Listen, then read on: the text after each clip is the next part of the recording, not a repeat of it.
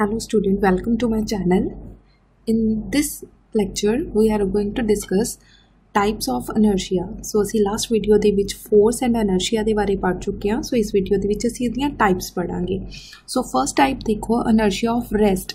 So ਧਿਆਨ ਨਾਲ ਦੇਖਣਾ, an object will remains at rest अगर कोई object rest ਤੇ ਆ unless an external force applied on it.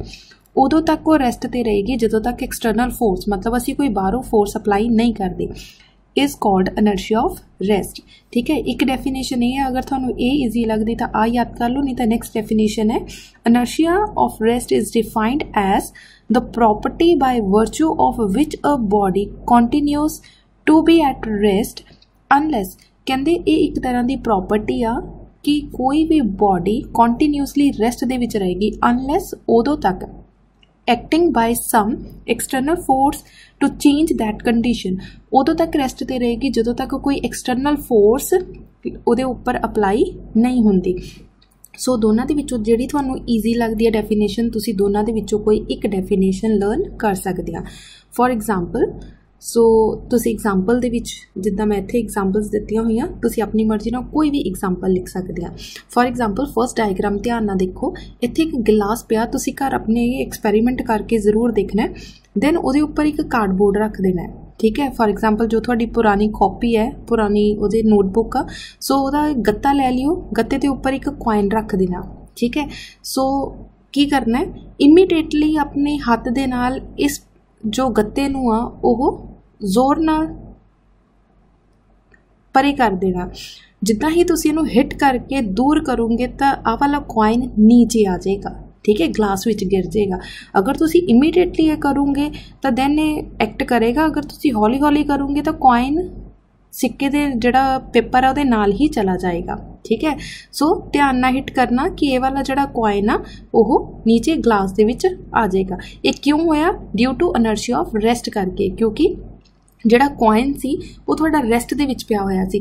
जिद्दां ही तुसीं इहनूं हिट करोगे जिहड़ा आ वाला कार्डबोर्ड आ ये मोशन दे विच आ जाएगा. मोशन करके इहने अगे चला जाना बट कॉइन रेस्ट ते ही आ, इस करके उन्हें ग्लास दे अंदर गिर जाना. सो इसी तरह दियां नेक्स्ट एग्जांपल्स देखो. Number 1, dust particles are removed from a carpet. मान लो असी डस्ट पार्टिकल्स रिमूव करन लगे कारपेट नालों. ठीक है, असी घर दे विच जदों झाड़ू वगैरह लगाने तो असी कारपेट नूं सम टाइम कंध दे विच मार के उहदे विचों मिट्टी झाड़दे हां. ठीक है, हुण ध्यान नाल, बहुत इंटरस्टिंग टॉपिक आ, ध्यान नाल समझना. वैन कारपेट इज़ बिटन, जिद्दां ही असी कारपेट नूं बिट कीता विद स्टिक, किसे स्टिक दे नाल. फर्स्ट सैकेंड तुसीं डायग्राम देखो, the dust particle fall down. The dust particle कहते नीचे गिर जाते हैं. This happens due to the inertia of rest of dust particles. ध्यान ना देखना, आ वाला की है तुहाडा मैट आ. ठीक है, जिन्हों तुसी इस स्टिक दे नाल जोर दी मारना. जिद्दां ही इनू स्टिक नूं इहदे नाल मारोगे तो की होएगा, तुहाडा मैट नीचे आ जाएगा. मान लो तुसी आ तुहाडा हत्थ पकड़िया होया सी इस मैट नूं. ठीक है, इस पोजीशन दे विच. सो इस पोजीशन दे विच ही तुहाडा मैट आ. सो इस पोजीशन दे विच ही डस्ट पार्टिकल्स आ. जिद्दां ही तुसी स्टिक दे नाल इहनूं हिट कीता तो इस पोजीशन दे विच आ गया. ठीक है, मैट मोशन च आके इस पोजीशन च आ गया बट डस्ट पार्टिकल स्टिल इस पोजीशन दे विच ही पए सी. सो डस्ट पार्टिकल रेस्ट ते ही सीगे, इस करके की होना, डस्ट पार्टिकल नीचे गिर जाने क्योंकि वो हवा च लटकते रह गए. क्योंकि कारपेट तो अगे चला गया, कारपेट अगे चला गया और डस्ट पार्टिकल उत्थे ही रह गए. सो की होणगे, वो डस्ट पार्टिकल नीचे आके गिर जाणगे. अगेन असी की कीता, फिर मैट नूं अपने हत्थ विच पकड़िया और उन्होंने फिर स्टिक दे नाल जोर दी मारिया. दैन अगेन जो थोड़ा मैट आ वो अगे चला जाएगा, अगेन डस्ट पार्टिकल उत्थे रह जाएंगे, वो नीचे गिर जाएंगे. इदा करके जो डस्ट पार्टिकल आ उसी कारपेट दे विचों अलग कर सकते हैं. सो सैकेंड एग्जाम्पल देखो, वैन अ बस सडनली स्टार्ट मूविंग फॉरवर्ड. हुण तुसीं ध्यान नाल अपनी लाइफ का एक्सपीरियंस किया होएगा, तुसीं कदे कार दे विच, मोटरसाइकिल या बस दे विच ट्रैवल किया होएगा, तो ध्यान नाल सोच के देखो कि मान लो तुसीं एक बस दे विच बैठे हुए हैं और बस कंटीन्यूअसली चल रही है. हुण की कीता, ड्राइवर ने अचानक ब्रेक लगाई. ध्यान नाल पढ़ना, वैन अ बस ਸਡਨਲੀ ਸਟਾਰਟਸ ਮੂਵਿੰਗ ਫਾਰਵਰਡ। ਮੰਨ ਲਓ ਬੱਸ ਰੁਕੀ ਹੋਈ ਸੀ, ਤੁਸੀਂ ਬੈਠੇ ਹੋਏ ਆ, ਅਚਾਨਕ ਬੱਸ ਚੱਲ ਪਈ, ਠੀਕ ਹੈ। ਜਦੋਂ ਹੀ ਅਚਾਨਕ ਬੱਸ ਚੱਲੀ ਤਾਂ ਪੈਸੇਂਜਰ ਫਾਲ ਬੈਕਵਰਡ, ਤਾਂ ਜਿਹੜਾ ਪੈਸੇਂਜਰ ਆ ਉਹਨੂੰ ਪਿੱਛੇ ਵੱਲ ਨੂੰ ਧੱਕਾ ਵੱਜਦਾ। ਹੁਣ ਸੋਚ ਕੇ ਦੇਖੋ ਕਿ ਤੁਸੀਂ ਇੱਕ ਬੱਸ ਦੇ ਵਿੱਚ ਬੈਠੇ ਹੋਏ ਆ, ਤੁਸੀਂ ਕਿਤੇ ਜਾਣਾ ਆ, ਦੈਨ ਤੁਹਾਡੀ ਬਾਡੀ ਬਿਲਕੁਲ ਰੈਸਟ 'ਤੇ ਆ, ਤੁਸੀਂ ਆਪਣੀ ਨਾਲ ਦੀ ਫਰੈਂਡ ਜਾਂ ਆਪਣੇ ਪੇਰੈਂਟਸ ਦੇ ਨਾਲ ਗੱਲ ਕਰ ਰਹੇ ਆ, ਅਚਾਨਕ ਬੱਸ ਚੱਲ ਪਈ ਤਾਂ ਤੁਸੀਂ ਕਿੱਧਰ ਨੂੰ ਧੱਕਾ ਤੁਹਾਨੂੰ ਲੱਗਦਾ ਆ? ਪਿੱਛੇ ਵਾਲੀ ਸਾਈਡ ਨੂੰ। ਐਕਚੁਅਲ ਦੇ ਵਿੱਚ ਇੱਦਾਂ ਹੁੰਦਾ ਕਿਉਂ ਹੈ? ਇਹਦਾ ਰੀਜ਼ਨ ਕੀ ਹੈ? ਇਹਦੇ ਵਿੱਚ ਫਿਜ਼ਿਕਸ ਦਾ ਇੱਕ ਰੀਜ਼ਨ ਆ, ਚਲੋ ਆਓ ਪੜ੍ਹੀਏ। Because the lower part of the body of the passenger is in contact with the floor of the bus। ਮੰਨ ਲਓ ਤੁਸੀਂ ਤੁਹਾਡਾ ਲੋਅਰ ਪਾਰਟ ਜਿੱਦਾਂ ਮੰਨ ਲਓ ਤੁਹਾਡੇ ਪੈਰ ਆ ਉਹ ਬੱਸ ਦੇ ਨਾਲ ਕਨੈਕਟ ਦੇ ਵਿੱਚ ਆ, ਠੀਕ ਹੈ, ਉਹਦੇ ਨਾਲ ਕੰਟੈਕਟ ਦੇ ਵਿੱਚ ਆ। ਸੋ ਜਿੱਦਾਂ ਹੀ ਤੁਹਾਡੇ ਬੱਸ ਦੇ ਨਾਲ ਕੰਟੈਕਟ ਆ, ਅਗਰ ਬੱਸ ਰੈਸਟ ਦੇ ਵਿੱਚ ਆ ਇਹਦਾ ਮਤਲਬ ਤੁਹਾਡੇ ਫੁੱਟ ਵੀ ਕੀ ਹੋਣਗੇ? ਰੈਸਟ ਦੇ ਵਿੱਚ। ਅਗਰ ਤੁਹਾਡੇ ਪੈਰ ਰੈਸਟ ਦੇ ਵਿੱਚ ਆ ਇਟ ਮੀਨਸ ਤੁਹਾਡੀ ਪੂਰੀ ਦੀ ਪੂਰੀ ਬਾਡੀ ਵੀ ਕਾਹਦੇ ਵਿੱਚ ਹੋਏਗੀ? ਰੈਸਟ ਦੇ ਵਿੱਚ। whereas upper part of the body remains at rest, ਜਿਹਦੇ ਕਰਕੇ ਉੱਪਰਲੀ ਬਾਡੀ ਵੀ ਕੀ ਹੋਏਗੀ? ਰੈਸਟ ਦੇ ਵਿੱਚ। due to the inertia of rest hence the passenger fall backward। ਇਸ ਕਰਕੇ ਕੀ ਹੁੰਦਾ? ਬੰਦੇ ਨੂੰ ਪਿੱਛੇ ਵੱਲ ਨੂੰ ਧੱਕਾ ਵੱਜਦਾ। ਹੁਣ ਧਿਆਨ ਨਾਲ ਦੁਬਾਰਾ ਸਮਝੋ ਕਿ ਇੱਕ ਪਰਸਨ ਆ ਉਹ ਬਿਲਕੁਲ ਸਿੱਧਾ ਖੜਾ, ਠੀਕ ਆ, ਉਹਦੇ ਪੈਰ ਵੀ ਰੈਸਟ ਦੇ ਵਿੱਚ ਆ, ਉਹਦੀ ਬਾਡੀ ਵੀ ਰੈਸਟ ਦੇ ਵਿੱਚ ਆ। ਜਿੱਦਾਂ ਹੀ ਬੱਸ ਅੱਗੇ ਵੱਲ ਨੂੰ ਚੱਲ ਪਈ, ਕਿਉਂਕਿ ਤੁਹਾਡੇ ਪੈਰ ਜਿਹੜੇ ਸੀ ਉਹ ਬੱਸ ਦੇ ਨਾਲ ਜੁੜੇ ਹੋਏ ਸੀ, ਤੁਹਾਡੇ ਪੈਰ ਅੱਗੇ ਨੂੰ ਚੱਲ ਜਾਣਗੇ but upper part still rest ਦੇ ਵਿੱਚ ਆ, ਇਸ ਕਰਕੇ ਉਹਨੇ ਉਸੇ ਪੋਜੀਸ਼ਨ ਦੇ ਵਿੱਚ ਰਹਿਣਾ ਪਸੰਦ ਕਰਨਾ। ਸੋ ਅਗਲੇ ਵਾਲੇ ਪੈਰ ਜੋ ਨੀਚੇ ਵਾਲੇ ਪੈਰ ਆ ਉਹ ਅੱਗੇ ਚੱਲ ਜਾਂਦੇ ਆ ਔਰ ਤੁਹਾਡੀ ਅੱਪਰ ਬਾਡੀ ਜਿਹੜੀ ਆ ਉਸੇ ਜਗ੍ਹਾ 'ਤੇ ਰਹਿੰਦੀ ਆ। ਸੋ ਇਸ ਕਰਕੇ ਤੁਹਾਨੂੰ ਪਿੱਛੇ ਵੱਲ ਨੂੰ ਝਟਕਾ ਲੱਗਦਾ। ਹੁਣ ਪੈਰ ਓਬਵੀਅਸ ਆ, ਤੁਹਾਡੀ ਪੂਰੀ ਬਾਡੀ ਇਕੱਠੀ ਜੁੜੀ ਹੋਈ ਆ, ਤਾਂ ਜਿੱਦਾਂ ਹੀ ਬੱਸ ਚੱਲੇਗੀ ਤਾਂ ਤੁਹਾਡੀ ਬਾਡੀ ਨੇ ਝਟਕਾ ਖਾ ਕੇ ਫਿਰ ਅੱਗੇ ਆ ਜਾਣਾ। ਸੋ ਇਸ ਡਾਇਗਰਾਮ ਦੇ ਵਿੱਚ ਤੁਸੀਂ ਦੇਖਿਆ ਹੋਏਗਾ ਕਿ ਇੱਕ ਪਰਸਨ ਖੜਾ ਆ, ਇਮੀਡੀਏਟਲੀ ਬੱਸ ਚੱਲੀ ਤਾਂ ਉਹਨੇ ਪਿੱਛੇ ਵੱਲ ਨੂੰ ਧੱਕਾ ਵੱਜੇਗਾ ਉਹਨੂੰ, ਠੀਕ ਹੈ। ਸੋ ਤੁਹਾਨੂੰ ਚੰਗੀ ਤਰ੍ਹਾਂ ਨਾਲ ਐਗਜ਼ਾਮਪਲ ਸਮਝ ਲੱਗ ਗਈ ਹੋਏਗੀ। ਸੋ ਨੈਕਸਟ ਅਸੀਂ ਪੜ੍ਹਨ ਲੱਗਿਆ inertia of motion. So next type ਆ ਇਨਰਸ਼ੀਆ ਆਫ ਮੋਸ਼ਨ।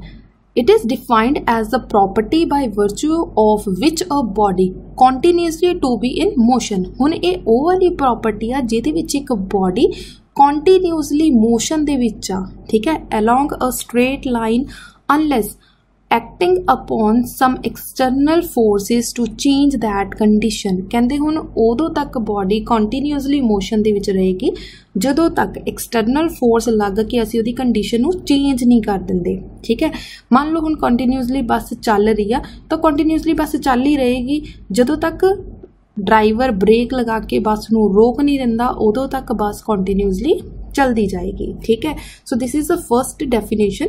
ਅਗਰ ਤੁਹਾਨੂੰ ਇਹ ਵਰਡਿੰਗ ਈਜ਼ੀ ਲੱਗਦੀ ਤਾਂ ਇਹ ਵਰਡਿੰਗ ਲਰਨ ਕਰਕੇ ਲਿਖ ਲਓ, ਨਹੀਂ ਤਾਂ ਸੈਕੰਡ ਡੈਫੀਨੇਸ਼ਨ ਦੇਖੋ। Inertia of motion is defined as inability of a body, ਮਤਲਬ ਬੋਡੀ ਦੀ ਇਨਅਬਿਲਿਟੀ, ਉਹਦੇ ਵਿੱਚ ਕਾਬਲੀਅਤ ਨਹੀਂ ਆ to change its motion itself, ਠੀਕ ਹੈ, ਕਿ ਆਪਣੇ ਆਪ ਉਹਦੇ ਵਿੱਚ ਮੋਸ਼ਨ ਨੂੰ ਚੇਂਜ ਕਰਨ ਦੀ ਕਪੈਸਿਟੀ ਨਹੀਂ ਹੈ। So this is the second definition.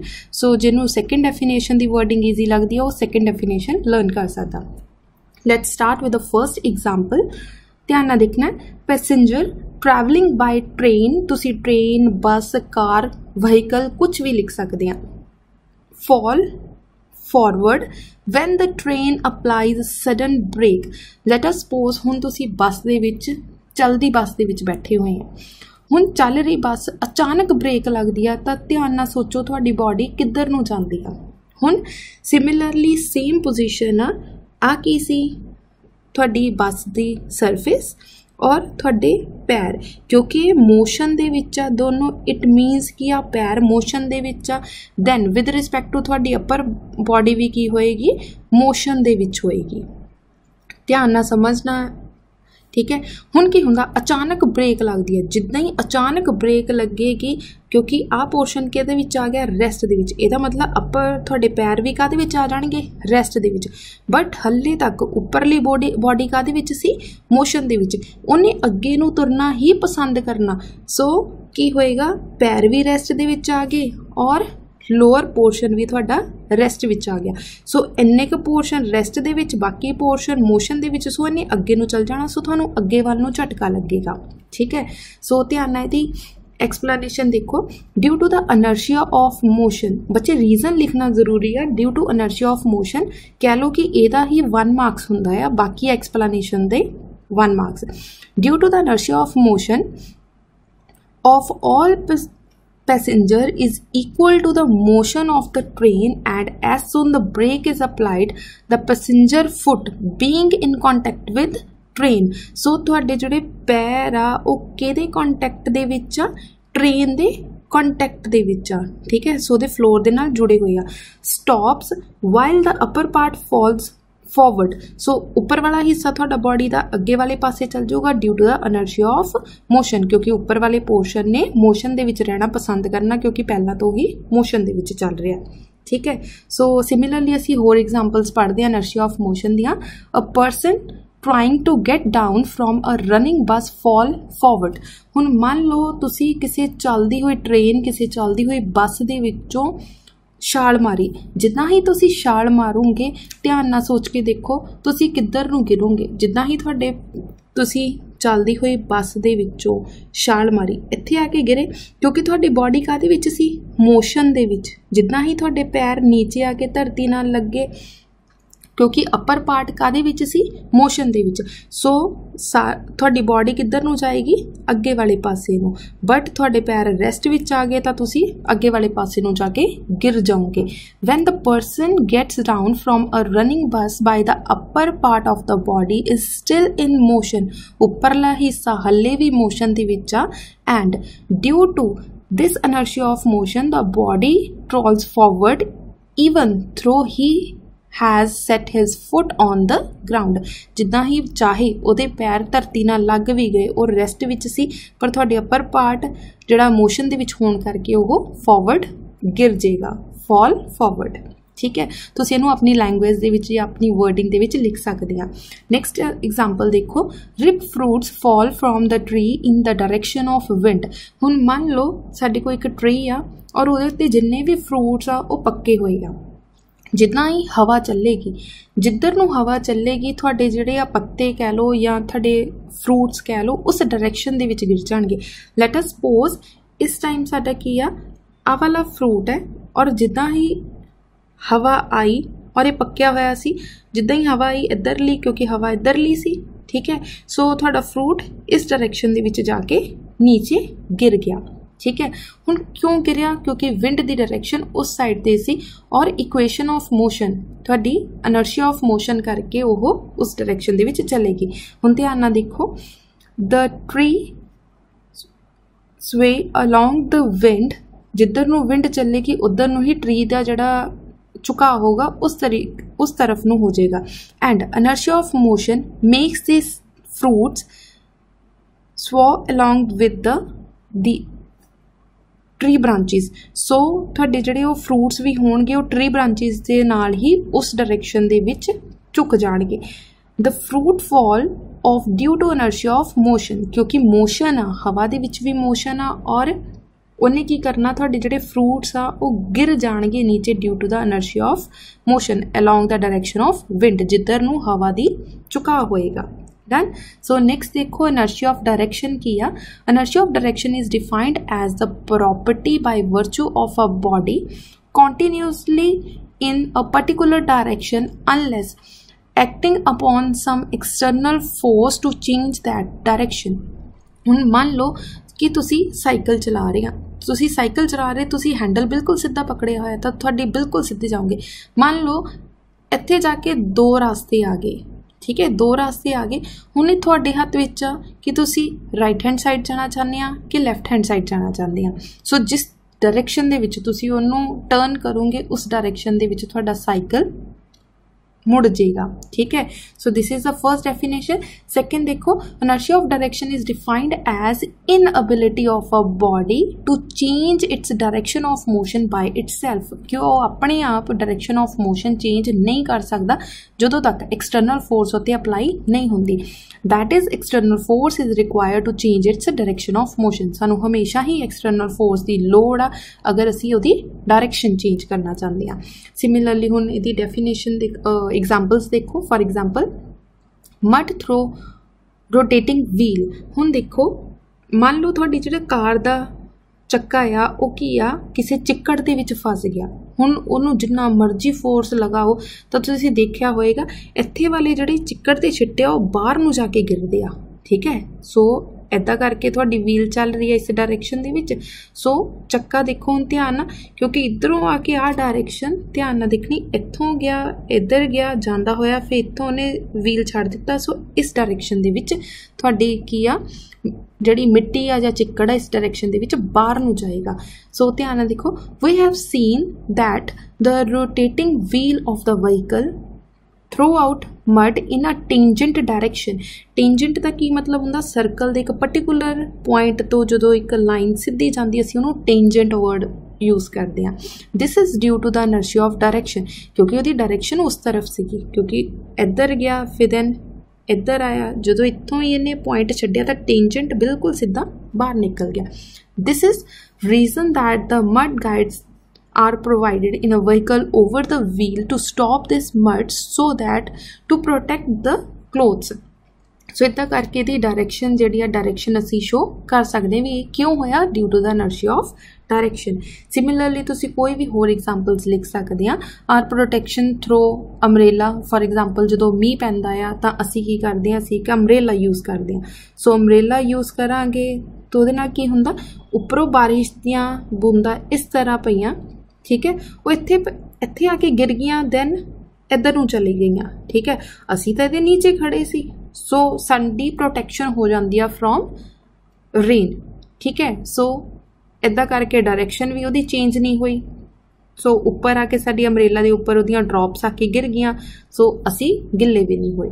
So next example देखो, consider a stone being rotated at the end of a string in a circular motion. For example तुसी की कीता, एक धागे दे नाल एक स्टोन बन लिया। सो तुसी उहनूं इस डायरैक्शन दे विच घुमा रहे हैं, जितना ही घुमाओगे, if the string is suddenly release, मान लो तुसी इमीडिएटली इनू छड्ड दिता। घर तुसी ये छोटा जिहा एक्सपैरीमेंट करके देख सकते हैं। छोटा जिहा पत्थर लै लियो या रील लै लियो, छोटी जी चीज़ लियो कि जिन्ना किसी नूं सट ना लगे, ठीक है। सो उन्होंने गोल गोल घुमाओगे, उन्होंने एक पर्टिकुलर डायरैक्शन ते छड्ड दिओ। जो छड्डोगे, मान लो तुसी इस पोजीशन ते ही छड्ड दिता तो इस पोजीशन ते जाके वो गिरेगा। मान लो तुसी छड्डिया इनू इस पोजीशन ते टेंजेंट किधर जाएगा, इधर वालों। सो थोड़ी चीज़ इधर जाके गिर जाएगी। मान लो तुसी बिल्कुल इत्थे आके छड्डिया तो उहदी डायरैक्शन इस तरफ टेंजेंटली जाएगी। The stone fly off tangent plane to its circular path, जिधर नूं ही सर्कुलर पाथ दे जिस भी पॉइंट ते छड्डोगे उत्थे जिहड़ा तुहाडा स्टोन आ उहदे बिल्कुल टेंजेंटली जाके गिर जाएगा। This is due to the inertia of direction. Done. So a most important point see inertia of rest, inertia of motion and inertia of direction. एक कुछ एग्जाम्पल लैके मैं तुहानूं एक्सप्लेन किया है। सो इहदे नाल दियां कोई भी एग्जाम्पल पेपर दे विच आ सकदियां आ। सो फॉर एग्जाम्पल कोई एक छोटी जी क्वेश्चन आ जाए कि जो पर्सन आ घोड़े के उपर बैठा आ, अचानक घोड़ा रुक गया तो तुसी किधर नूं जाओगे और क्यों जाओगे, उहदे पिछे की रीजन सी, ठीक है। इनर्शिया ऑफ रेस्ट की वजह नाल अगे गया, इनर्शिया ऑफ मोशन की वजह नाल फॉल डाउन होया या की चीज़ आ। सो तुसी inertia of rest, inertia of motion भी मैंशन करना विद एक्सप्लेनेशन। सो ये तुहाडे कुछ पॉइंट सी। अगर तुहानूं इहदे नाल रिलेटेड कोई भी डाउट होवे तां तुसी पुछ सकदे आ। Thank you.